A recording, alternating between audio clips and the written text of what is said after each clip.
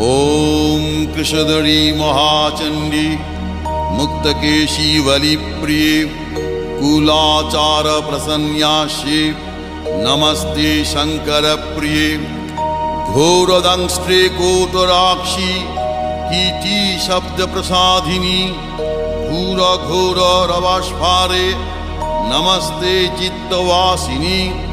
बन्धुका पुष्पशङ्काशे त्रिपुरे भयनाशिनी भाग्योदय समुत्पन्ने नमस्ते वरवन्दिनी जय देवी जगद्धात्री त्रिपुराद्ये त्रिदेवते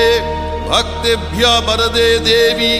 महिषग्नि नमोस्तुते घोर विघ्न विनाशाय कुलाचार समृद्धये नमामि वरदे देवी मुंडमाला विभूषणे